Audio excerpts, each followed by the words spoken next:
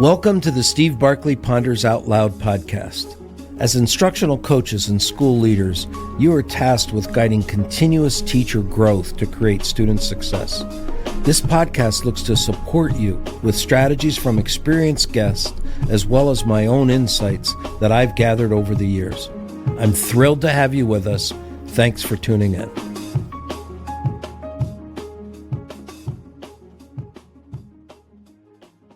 Teacher leaders in PLCs. I'm thrilled to have Dr. Chad Dumas back on our podcast. Previously, Chad explored his earlier book, Let's Put the C in PLC.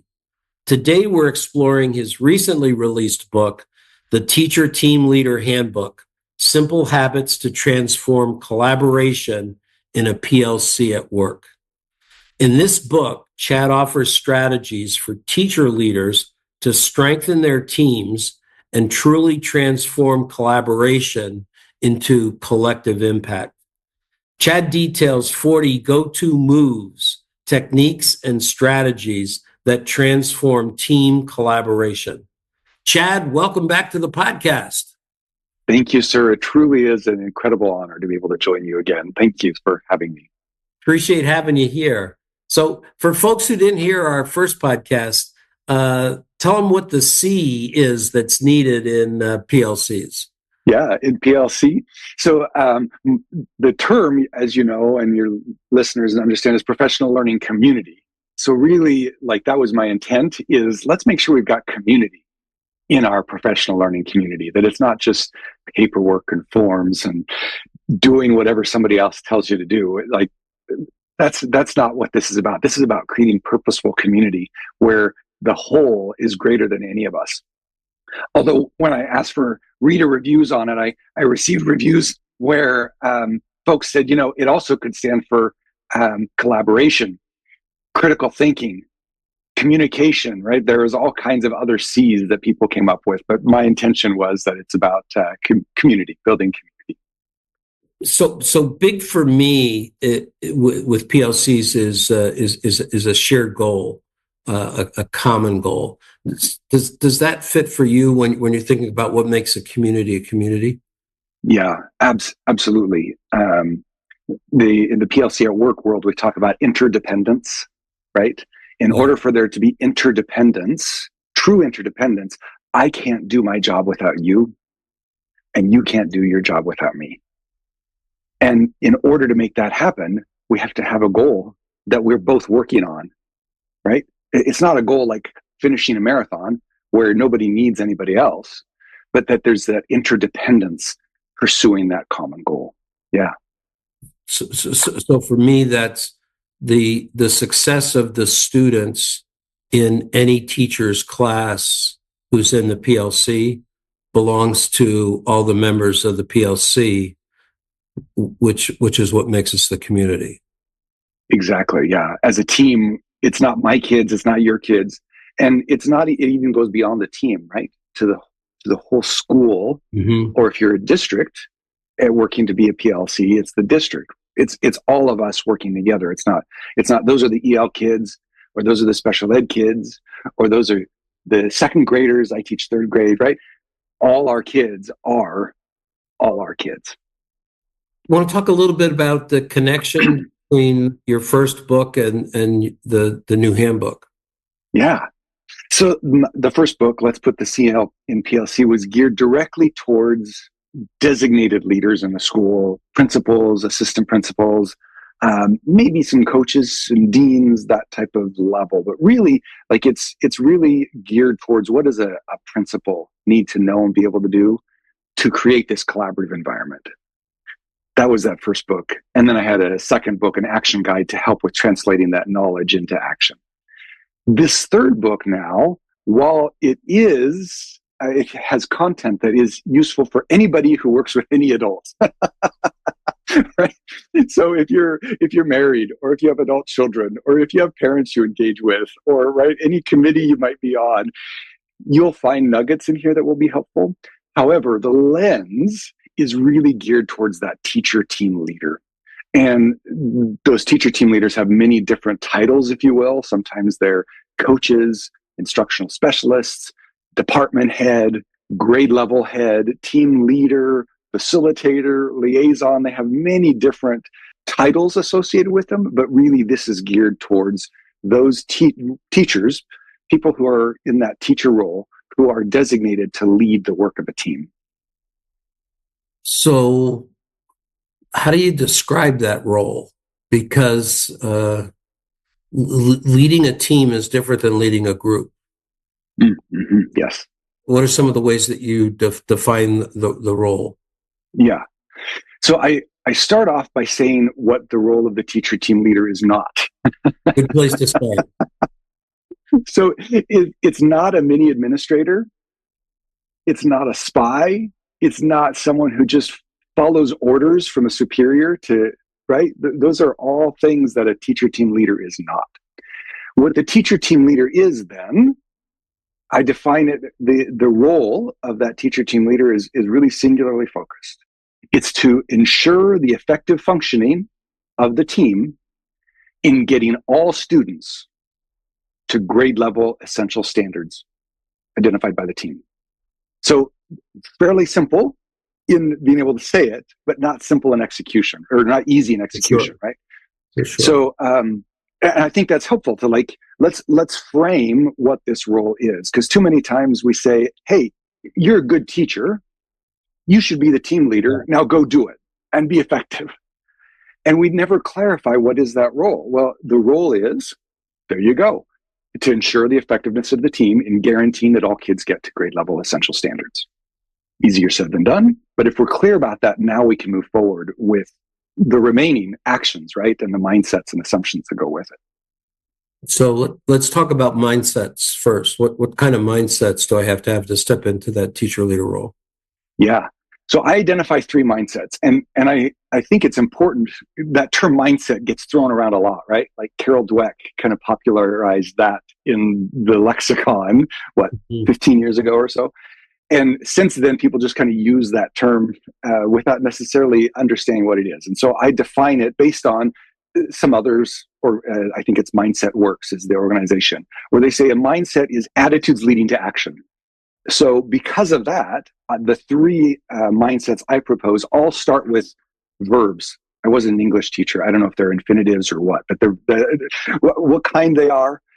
But here's what they are. So there's 3 mindsets, and that is to see in others what they don't yet possibly see in themselves. That's the first mindset, right? And it's an attitude leading to action, to see in others what they don't necessarily yet see in themselves.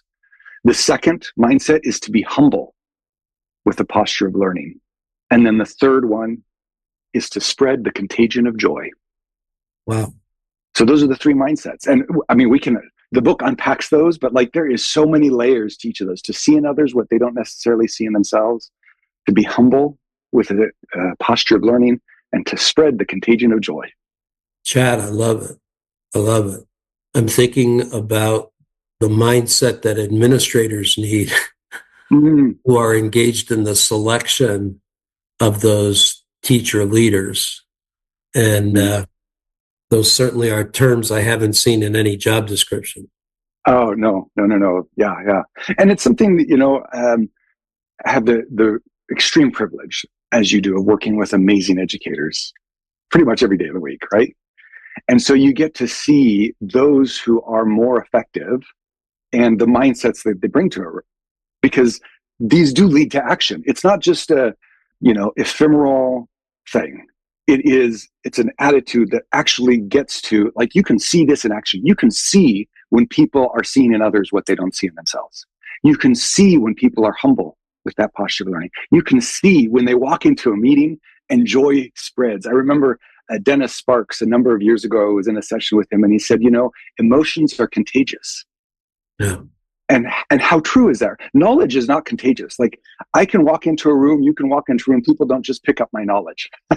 I don't pick up their knowledge, but they pick up our emotions. And so being intentional with joy, because when we're happy, when we're joyful, we're more effective, right? The hormones in our bloodstream are flowing. The brain is able to fire more optimally. We're connected with each other. And I want to be clear, I'm not advocating for meetings to be Comedy Central, right? This is not what we're talking about. We're talking about a pure, true, authentic joy that comes from being with each other and doing good work. Well, I have to tell you what hit me as you walk through that. If as a teacher leader, I realize that I can't achieve what I want to achieve with kids working in isolation, no matter how great of a teacher I am. Mm-hmm. So just looking at my personal desired outcome of Mm-hmm. student success requires that the students are served by this amazing team. So Mm-hmm. Yes. I have to have a belief in my colleagues, and that belief that my colleagues and I can do something that I alone can't do in order to make that investment. Yeah, exactly. That's where it starts. And that's where so the title of this book is Habits, because I like that term habits, because it goes beyond, while there are moves, techniques, and strategies, 40 of them, it's beyond the actions. It starts with who we are as people. And for a team leader to be effective, whether it's a teacher team leader or a principal, anyone, this book is focused on the teacher team leader. It starts with those mindsets and who you are as a person. Otherwise, the actions don't have life to them. Or worst case scenario, become manipulative. Yeah. And that doesn't help anybody. Absolutely. Yeah. Yeah. Yeah. You've really got me digging in here, because I'm actually working with a client currently that's looking at rolling out PLCs next fall Uh-huh. for the first time in their system. Uh-huh. I have the great joy of actually working with them before they've implemented it. Oh, that's awesome. Usually you and I find the role of going in trying to patch together over the mistakes that were made over a bunch of years. Yeah. Frequently by people who aren't even here anymore. Yeah. This is a fresh group, and you're really giving me some insights of things to encourage them to look at that. I don't know that I would have thought of. So your three mindsets have really settled in for me. Oh, well, that's awesome. That's an honor to be able to provide some insights for you. Well, when you and I spoke earlier, we talked about the importance of psychological safety and building capacity. And now I really see those items fitting into those mindsets. So you want to expand a little bit on psychological safety and building capacity? Yeah, absolutely. So the role, I define the role of what the teacher team leader is, and then I identify three responsibilities. Again, very rarely do you see the responsibilities of the teacher team leader laid out in job descriptions or even informally. And so I just make it very explicit. So the three responsibilities are, first of all, to make it psychologically safe. Second of all is to build capacity. And then third of all is to do the work. And what I find in my work is that many times people are focused on doing the work, that third responsibility. And I believe, and I think the research bears out, that that's actually the least important of the three responsibilities. So, and this book does not touch on that.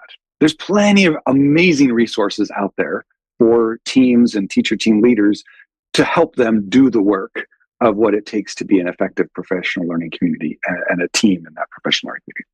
So what this book hones in on is the first two responsibilities: psychological safety and building capacity. So the first one of psychological safety, the research I pulled from was a lot from Charles Duhigg, who did a study that was published in the New York Times, I think 2016, where it was called the Aristotle Project. And Google, the corporation, wanted to find out what makes an effective team. At that time, they had I think it was 160 or maybe 180 teams, and they wanted to find out, what is it about one team that is effective and another isn't? And of course, they went into it some hypotheses about what might make for an effective team. Some of those hypotheses were things like experience, right? People who had more experience or less experience. Another hypothesis was, people who have higher levels of expertise in what they're doing. Another one was people liked each other. People got good snacks, right? You can imagine all of the hypotheses that were at play. And what they found is that really none of those things mattered. What made for an effective team was two things, both related to psychological safety.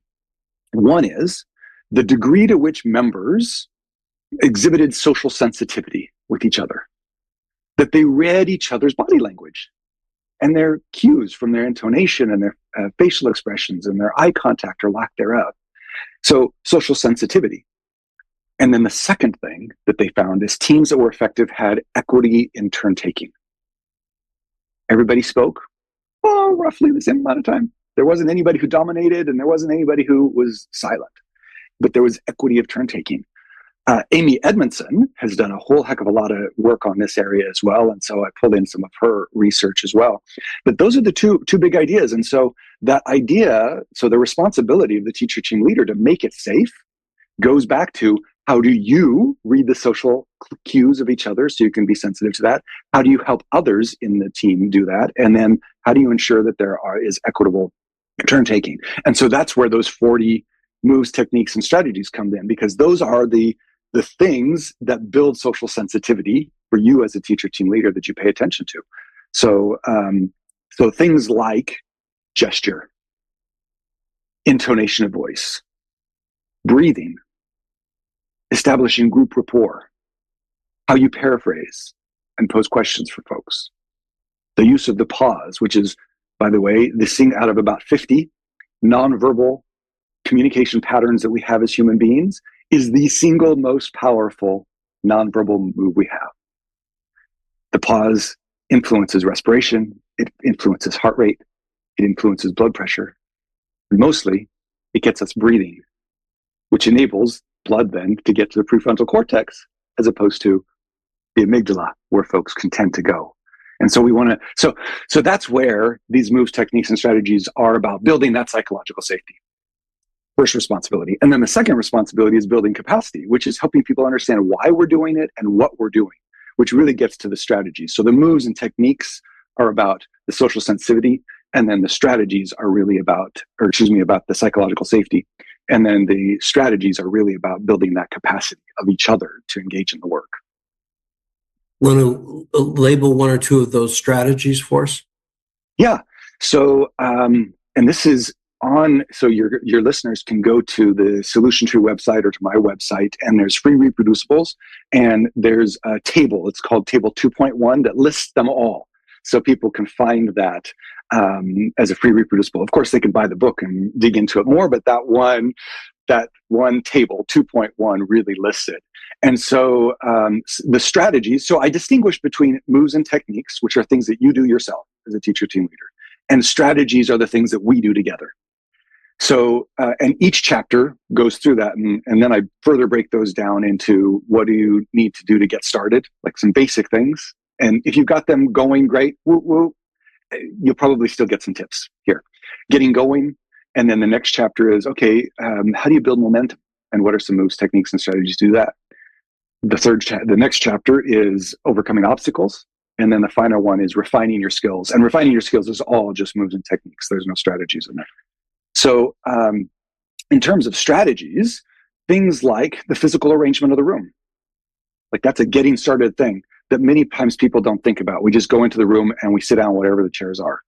The physical arrangement, just like the physical arrangement of a classroom, impacts how the adults engage with each other. And so let's make sure that we have that physical arrangement set so that we can be effective. Another strategy is establishing norms, ensuring that we have clear roles. Starting meetings with an inclusion.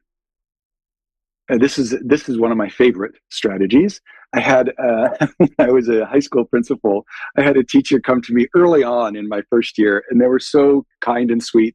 And at the time, I was really offended, but in hindsight, I was really grateful that they were so frank with me. They came to me and said, Chad, nobody cares about your meetings. Pretty brazen. I love her, and I am so grateful that she did that, because it's true, isn't it though? Nobody cares about anybody else. The only person that cares about the meeting is the person who's holding the meeting. People are coming in and they're thinking about the email they just sent, or the interaction they had with the kid, or the phone call they need to make to their spouse, or the flat tire they had this morning that they got. Nobody is thinking about your meeting. So what we have to do is start by getting people thinking about the meeting. And I'm not talking about an icebreaker. Icebreakers tick off half the people. I'm talking about meaningful ways to quickly get our mental energy focused in the room, to get everybody's voices in the room, and to build community as we connect with each other in the content. So that's one of my favorite strategies. But those are a few of the strategies. It sounds like changing it from my meeting to our meeting. Exactly. Yes, I love that. Thank you. That's really what you're describing. Yep, absolutely. So there's a phrase that I frequently run across whenever I'm working in the teacher leadership area, and that is the phrase middle level leaders. Teacher leaders being described as middle level leaders, suggesting that they have this role to play between the administration and the other members of the staff. You see that applying here? You see ways that you're looking to address that? Yeah, absolutely.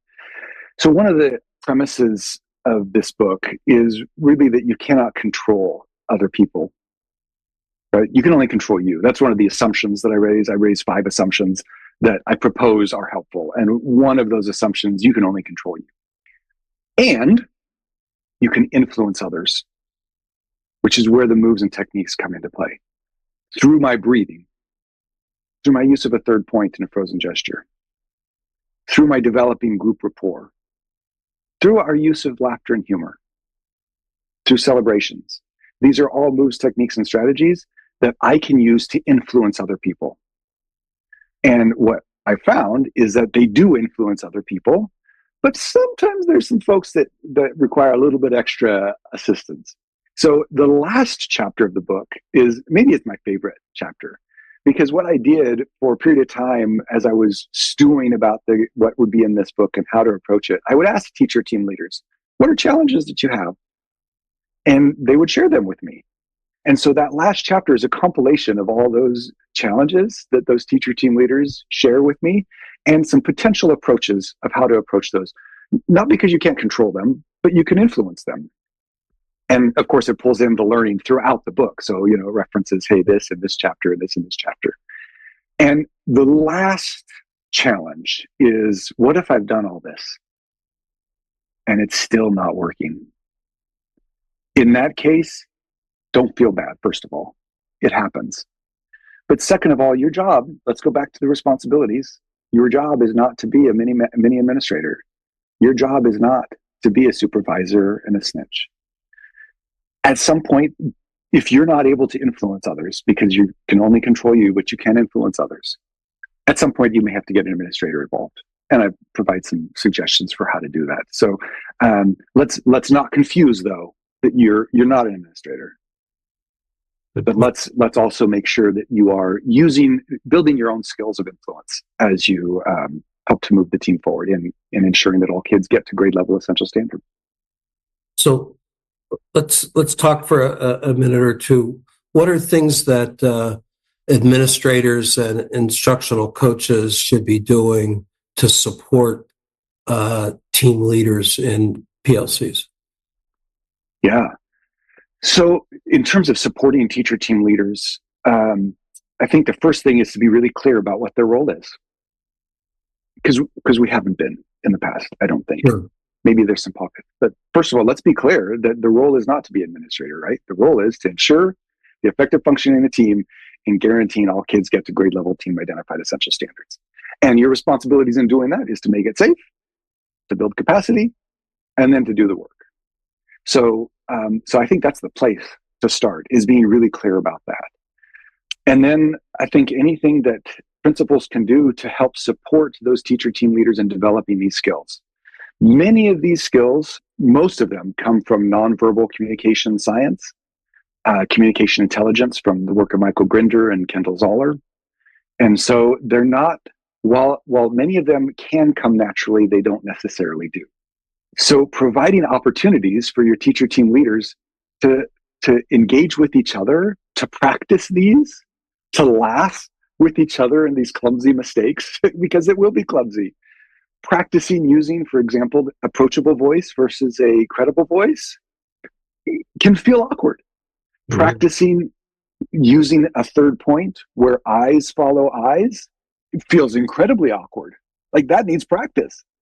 So with those who are supporting teacher team leaders, providing structured and systematic opportunities to really engage in this book and the contents of the book so that they can practice it. Because just reading about credible and approachable voice, very interesting. Actually doing it, and actually doing it in the heat of the moment is very different from having read it and understand it at a conceptual level. I'm hearing coaching. Yes, sir. Yes. Coaching the team leaders on their team leader role. Yes. Peer coaching. Coaching. Peers coaching each other. Yeah, exactly. Whether it's in role plays or whether it's actually, I got a colleague sitting in on my team meeting today. To provide me with that feedback. Exactly. And having fun, I think having fun with it is really important. So in the book, I provide quite a few different scripts of how something might go. So let's practice it and let's try it out. Let's video record it and then laugh at each other in doing it. And let's just enjoy learning. Let's try it out with our spouses and our children and our aunts and uncles and any other loved ones. People at the grocery store. I've known people who are like, you know what? I wanted to try this out. So when I was in line at the grocery store, I tried using the approachable and credible voice just to kind of at extremes, just to see what would happen. Right? Like, let's have fun with this.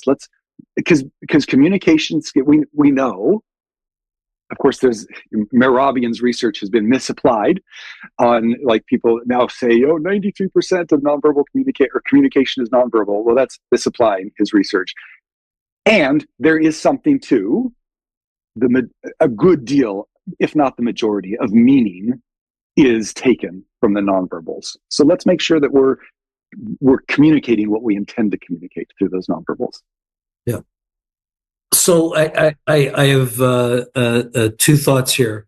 I want to get from you the easiest way for people to contact you to follow up and find the book. But before we jump to it, I'm wondering if you've started on the next book yet. Because I actually have, yes, sir. Go ahead. What's it going to be? So it's been proposed. I don't, and so that whole process takes a little while. Yeah. But in the meantime, still working on it. But a colleague of mine, Kim Nichols, and I, what we found is guiding coalitions. The leadership teams who are leading the PLC process in their schools, if they exist.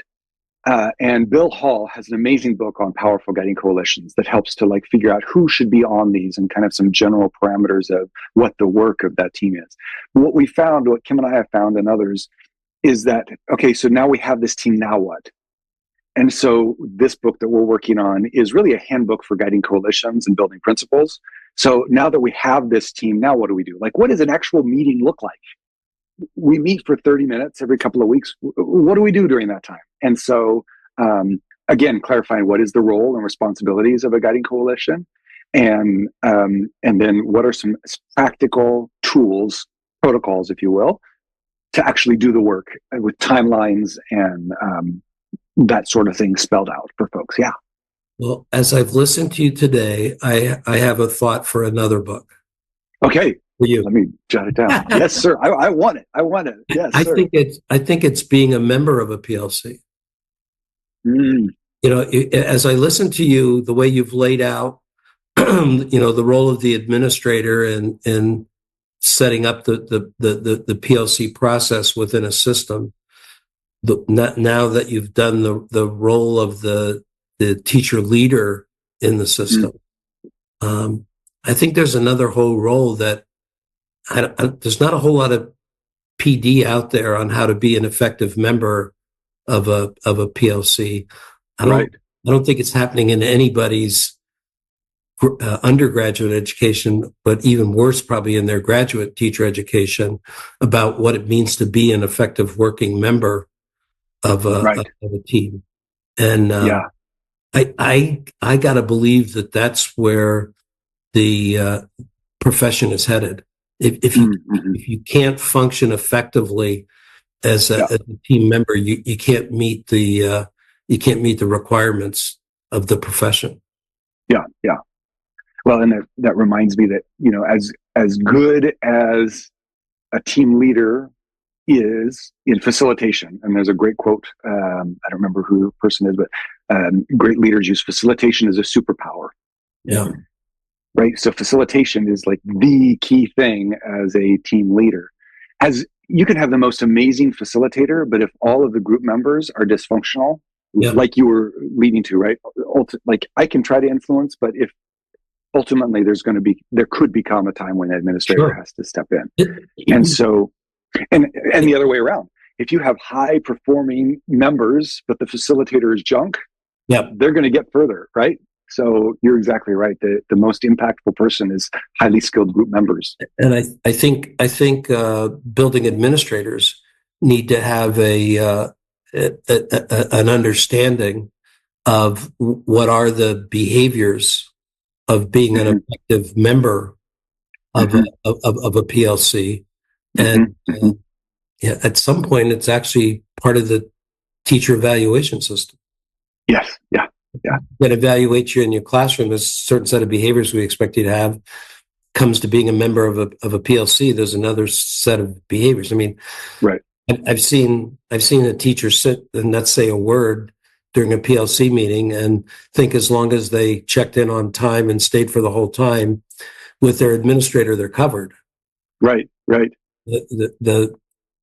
So when you started with what are the expectations of the role of being a PLC leader, I think the next step is what are the expectations of the role of being a member of a PLC. Yeah, absolutely. Well, I love the work you're doing, Chad. Oh, thank you. Yep. Thank you. That means a lot. So tell folks best way they can follow up, stay in touch with you, find your book. Yeah. So this book is published by Solution Tree. So solutiontree.com/Team Leader Handbook is the URL that takes you directly there. Solutiontree.com/Team Leader Handbook. You can access free reproducibles from there as well. And then I also have on my website all of those same reproducibles and actually a couple of extra ones that after publication, I was like, you know what? I should put this out there too. There's about 50 reproducibles on my website, which also then gets you in contact with me. And I have a tiny URL for that. It's tinyurl.com/TTLH-CHAD, as in Teacher Team Leader Handbook CHAD. tinyurl.com/TTLH-CHAD. All right. We'll stick the links to both those in the lead into the podcast. Perfect. Thank you. Thank you. Thanks for listening, folks. I'd love to hear what you're pondering. You can find me on Twitter or LinkedIn at Steve Barkley, or send me your questions and find my videos and blogs at barkleypd.com.